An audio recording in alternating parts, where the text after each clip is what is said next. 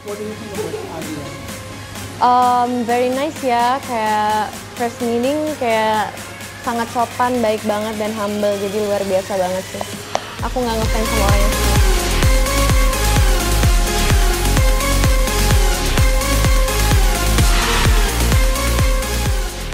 Apa kabar Michelle? Kabar baik. Sehat? Alhamdulillah sehat. Hari ini syuting dari jam berapa? Tadi mulai on cam jam 10, kita udah ready dari jam 9. Jam 10 ya? Pagi banget ya? Iya lumayan. Callingnya jam berapa? Callingannya sendiri jam 10 on cam sih, On cam, jadi ya? memang kita udah Harus standby pagi dari set banget. jam 9 ya. Betul. Stay di sini atau di... Kebetulan stay di lokasi Oh syuting. di lokasi, jadi nggak ada masalah ya? Nggak ada masalah, alhamdulillah. Bismillah. Oke, saya tahu film Badai Pasti Berlalu dari lama, karena itu film layar lebar tadinya ya. Dibintangi bintang besar Christine Hakim and Slamet Raharjo Jarot. Ada beban nggak sih tampil di Badai Pasti Berlalu sinetron? Sebenarnya aku jujur nggak ngerasa ada beban, tapi justru malah sebuah kebanggaan ya. Ini menjadi salah satu karya yang berbeda dari sebelum-sebelumnya, karena memang terinspirasi dari sebuah karya yang sangat fenomenal. Dan sekarang disinetronkan dan dimodernisasikan ya mungkin. Jadi menurut aku ini menjadi salah satu karya yang sangat menyenangkan sekali kalau diulik. Terus kolaborasimu dengan Steven William and Hito gimana? Apa merasa klik, dan bagaimana cara membangun kliknya? Apa ya, so far sangat merasa klik banget. Sejak dari ketemu aja kita udah saling kenal satu sama lain. Otomatis membangun chemistry, membangun rasa yang diberikan skenario tersebut, kita bisa tuangkan, interpretasikan dalam sebuah acting nyata dengan lebih nyaman dan lebih mudah, karena memang berawal dari komunikasinya kan udah enak gitu. Betul. Sebelumnya udah kenal mereka berdua? Sebelumnya udah pernah kenal mereka berdua dan udah sempat beberapa project bareng. Project berdua, jadi membantu ya. Oke. Larasati itu sebenarnya digambarkan tokohnya seperti apa sih? Siska. Oh sorry, Siska Larasati nggak sih? Siska Amalia Larasati, iya benar-benar. Okay. Saya mesti manggil Siska. Oke, Siska itu tokoh seperti apa yang di Badai Pasti Berlalu sinetron ini? Untuk versi sinetron, Siska itu adalah karakter yang cukup ceria, cukup lovable, menyenangkan, dan di satu sisi punya rasa ingin tahu yang sangat luar biasa. Terlahir di keluarga yang sangat berkecukupan dan sangat disayang oleh keluarganya, jadi tendensinya lebih ke manja. Dan benar-benar apa ya, kalau bisa bilang kesayangannya papa, jadi nggak bisa ngapa-ngapain, benar-benar anak-anak yang spoiled kid banget gitu. Apa kesamaan dan perbedaannya antara Michelle in real life sama Siska?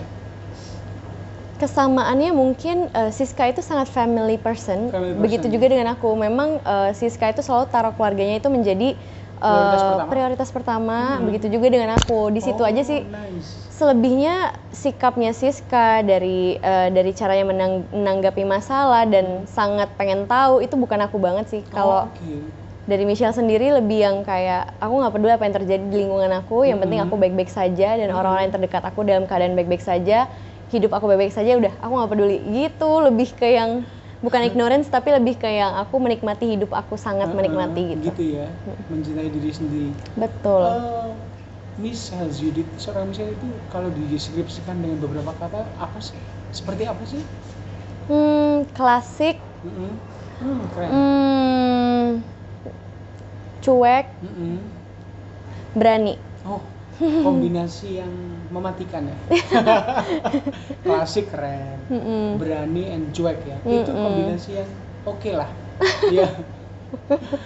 Ada ini nggak sih icon tertentu gitu, icon fashion atau icon sport atau icon apapun yang jadi apa ya, jadi idola gitu? Apa ya, mungkin lebih ke Coco Chanel ya. Coco Chanel ya. Karena menurut aku ya dia itu punya identiknya sendiri dan dia nggak peduli sama lingkungannya. Jadi kayak dia lebih, yang penting gimana caranya dia menikmati hidupnya dan dia jadi dirinya sendiri. Makanya aku bilang pertama kali itu klasik. Karena emang ya mungkin orang sekarang lebih mementingkan edgy, gaul, colorful, bla bla. Kalau aku lebih ke I prefer to be classic. Klasik itu selain long lasting juga memang lebih sophisticated ya. Iya betul, setuju. Film yang paling disukai apa sih? Knives Out. Knives Out itu baru sih sebenarnya, tapi ya so far yang baru aku tonton, yang terakhir kali aku tonton dan berulang-ulang tuh masih Knives Out. Kenapa sampai suka banget dan ditonton berulang Knives Out itu? Pertama, menurutku menarik dan tidak membosankan. Jadi detik demi detiknya tuh aku selalu penasaran akan jadi seperti apa di frame selanjutnya, ceritanya akan bagaimana dan akan seperti apa endingnya gitu sih. Okay. Dulunya mengawali karir sebagai pemain juga di sinetron untuk di series untuk Astro. Astro yang TV kabel ya waktu itu. Iya betul, untuk TV kabel. Judulnya masih ingat? Strawberry dan Vanilla dari Rapi Film. Oh, dari Rapi Film. Iya betul, itu pertama kali syuting. Selanjutnya baru aku lanjut ke Love in Paris. Oke, tahu. Di SCTV sampai sekarang masih setia di SCTV. SCTV ya. Aku tahu film kalau nggak salah London Love Story ya. Oh iya, London Love Story betul ya. Yang saya takjub FTV itu banyak banget. Iya. Ada lebih dari sekitar 50 lebih deh kayaknya. Iya, saking betul. Banyaknya ya. Suka banget main FTV. Iya, FTV itu pertama menyenangkan, apalagi proyeknya pendek ya. Proyeknya pendek, ketemu banyak orang dan berganti-ganti, jadi menemukan banyak karakter orang dan apa ya, pengalamannya luas karena memang syutingnya pasti di tempat-tempat yang berbeda-beda. Contoh di Bromo, di Jogja, di Bali. Jadi menurut aku menyenangkan banget ya. Dan judul-judulnya itu kocak-kocak ya. Ada nggak yang diingat dari sebegitu banyak FTV yang kamu bintangi? Ada. Cintaku Tersapu Truk Sampah. Syutingnya di Kuta Bali sama Rizky Nazar. Itu menyenangkan banget sih. Judulnya keren banget ya. Iya, kita benar-benar jadi tukang sampah. Jadi tukang sampah? Beneran jadi tukang sampah. Rizky Nazar ya? Iya, sama Rizky Nazar dan ada sedikit kecelakaan ya di situ di judul itu karena pas saya nyetir remnya blong. Remnya blong, jadi Rizky tuh ngelompat ke kursi saya buat ternyata remnya truk itu harus didorong berkali-kali baru masuk. Makanya. Tapi nggak ada info, iya. Makanya kayaknya kirain blong, kirain kita berdua bakalan kecelakaan. Kita sempat mikir berdua, cuy yang kuat cuy, istighfar. Udah yang mikir karena di depan tuh beneran tembok, apalagi truknya bener-bener besar banget. Ya? Itu apakah pengalaman pertama nyetir truk? Itu pertama kali nyetir truk sampah yang emang yang baknya tuh besar banget ya. Yang bisa yang belakangnya itu buat nge-recycle gitu. Dan emang bener-bener nyapu dan main-main sampah beneran yang kayak bersihin sampah di pinggir pantai Kuta, pakai beku-beku kecil itu. Jadi emang itu luar biasa banget sih. Oke, karena kamu katanya stay di sini, bagaimana ngisi hari-harinya? Kan most of them kan syuting ya, most of the time gitu syuting. Bosen nggak? Dan bagaimana cara mengatasinya? Jujur bosen sih karena memang kita di karantina di sini. Tujuannya itu pertama-tama prokes ya. Betul. Jadi kita 5 hari sekali tuh harus swab. Kita sendiri sampai udah hidung yang sebelah kanan. Hidung sampai dol, udah dua-duanya udah ganti-gantian terus-terusan. 5 hari sekali pasti. Iya pasti. Itu memang udah kewajiban di sini. Jadi memang kita nggak boleh pulang pergi supaya menghindari hal itu juga karena apalagi takutnya lagi gawat Delta itu lagi gawat ya. Betul, varian virus terbarunya itu yang sangat dikhawatirkan. Jadi sekarang malah lebih ketat. Jadi nggak boleh nge-gym, yang tadinya bisa nge-gym sekarang jadi udah nggak bisa. Bener-bener stay di lokasi syuting, jaga kesehatan gitu sih. Michelle, bagaimana pandangan pribadi Michelle melihat situasi sekarang itu selain pandemi gitu? Kan dunia usaha terganggu, tapi kamu masih bisa main sinetron dan make money gitu. Iya betul. Happy atau bersyukur atau apa? Jujur rasanya campur aduk ya, karena memang selain aku sekarang syuting di industri film, sisi pekerjaan aku yang lain sebagai entrepreneur juga terhambat. Jadi aku terpaksa untuk kayak merumahkan beberapa karyawan aku. Jadi menurut aku juga ini cukup berat buat aku. Di samping aku masih bisa syuting, aku juga ngerasain hal itu karena sebagai entrepreneur juga aku ngerasain banget dampak ini sangat besar sekali. Yang tadinya mungkin banyak keluarga yang bergantung nih di Betul. perusahaan aku sekarang jadi berkurang dan menurut aku itu sangat disayangkan sekali dan memang ini saat dimana kita harus bisa berdiri sendiri dan nggak bisa saling tolong menolong tapi justru harus kayak menjaga kesehatan sendiri, memutus rantai COVID, penularan. Jadi memang harus dari kesadaran sendiri sih. Jadi menurut aku ini cukup berat tapi harus kita lewatin dan aku yakin pasti bisa. Michelle bergerak di bidang apa usahanya? Jadi entrepreneur? Bergerak di bidang industri kreatif. Industri kreatif ya? Kayak mungkin make something gitu? Iya, jadi kita memproduksi seputar iklan, film pendek, dan beberapa juga kayak production house gitu? Semi production house sebenarnya mother holding gitu sih. Jadi kita nge-hold soal fotografi, terus ada beberapa di bidang gimana ya sebetulnya aku lupa deh. Jadi memang ada yang handle tapi cuman aku core-nya gitu di situ. Pokoknya industri kreatif lah ya. Bener, industri kreatif. Michelle itu lahir dari keluarga apa sih? Kok keluarga seperti apa kok sehingga hasilnya kayak gini? Apa yang ya? klasik, yang cuek tapi berani. Bokap nyokap itu seperti apa cara mendidiknya? Dari mana? Dari Medan atau dari Medan? Ada Jepangnya atau iya, ada aku lahirnya di Medan sih. Aku lahirnya di Medan. Aku dibesarkan di keluarga yang mix apa ya? Bunda iya sih. Jadi lebih ke yang semuanya diceritakan terbuka dan diajarkan dari kecil itu waktu itu sangat berharga dan tidak bisa dibeli. Jadi yang paling berharga di hidup adalah waktu. Jadi bisa waktu sama siapa aja, waktu sedang melakukan apapun. Jadi dari waktu itu aku belajar bersyukur. Dan terus kesini-sininya yang justru yang membesarkan aku tuh didikan keras-keras seperti itu ya. Emang karena kakek aku tuh tentara, jadi emang kita itu tegas banget, tegas, berani, harus ambil keputusan, harus bisa sendiri, nggak boleh ketergantungan sama orang dan harus bertanggung jawab gitu. Jadi sampai sekarang jadinya terbentuknya begini gitu. We are the same, we are military family. Iya, ngerasa banget tegas, on time. Bahkan sholat aja tuh bener-bener yang nggak boleh kayak molor. Iya, padahal sholat, kejem banget kayak waktu makan gitu. Jadi emang benar-benar dididiknya itu padet banget, padet sepadet-padetnya. Waktu sangat penting buat kamu. Kayak misalnya spend time with family sama orang-orang terkasih. Terus pacar gimana kalau ditinggal syuting? Nggak, udah lama sih ya sebenarnya kalau hal itu sudah lama terlupakan. Sudah lama bukan menjadi fokus lagi. Sekarang udah lebih, apalagi tengah-tengah pandemi ini ya, fokusnya tuh lebih ke bagaimana belajar bersyukur dan lebih perhatian ke orang-orang terdekat. Kadang kan kita nggak tahu, tiba-tiba orang-orang terdekat justru sangat butuh kita, tapi kita miss waktunya gitu loh. Jadi kayak sekarang tuh lebih fokus ke apa yang ada di depan mata dan apa yang ada di sekeliling gitu, dibandingkan yang belum ada. Hobimu apa sih? Hobi merakit gunda, menggambar, menyendiri. Menyendiri ya?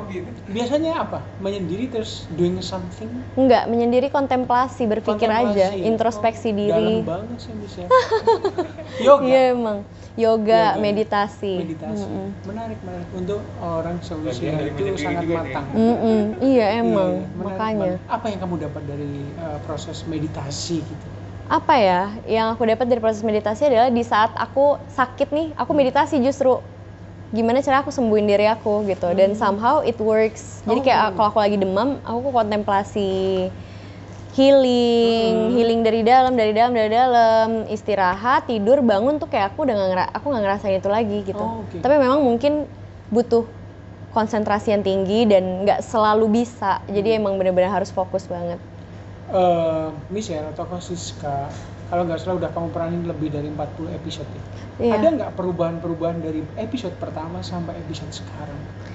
Dari tokohnya Siska, tentu banyak banget perubahan karakter. Dari awal terbentuknya Siska, memang diciptakan kalau Siska itu cewek yang sangat ceria, tanpa beban, justru malah mau mengambil beban hidup orang lain karena saking dia nggak punya masalah. anak yang manja, yang nggak pernah berpikir hal negatif tentang orang lain dan tidak pernah siap sama apa yang akan ada di depannya gitu. Karena dia selalu ngerasa dia punya orang tua yang lengkap, punya kakak yang sayang sama dia, punya uang, punya apa aja yang justru orang lain nggak punya.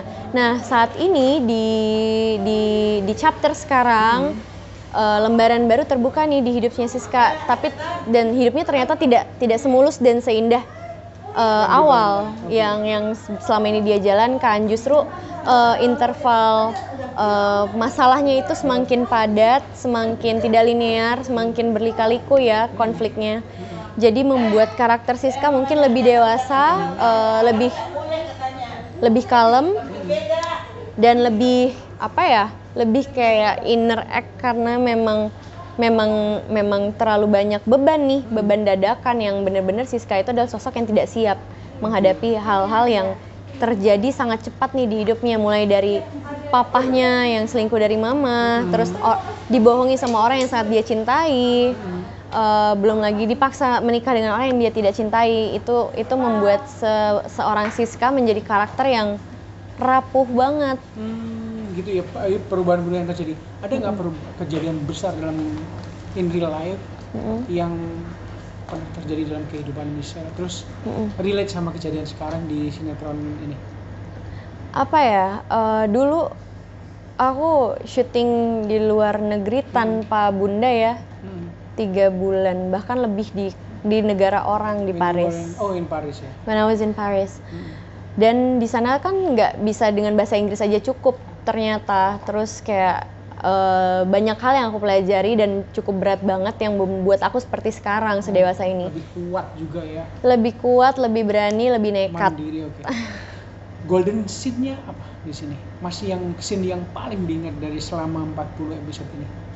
Golden scene-nya mungkin adalah di saat Siska tahu Helmi bohong. Oh, itu ya? Iya, karena Siska itu sulit untuk percaya, dan sekalinya dipercaya disakiti.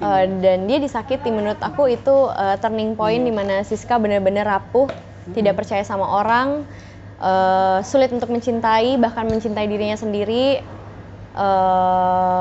Belum lagi bertubi-tubi ya masalahnya, apalagi papa yang menjadi sosok yang selama ini dia sayang, yang melindungi dia, yang selalu diharapkan, benar-benar sangat dia hormati dibandingkan mama.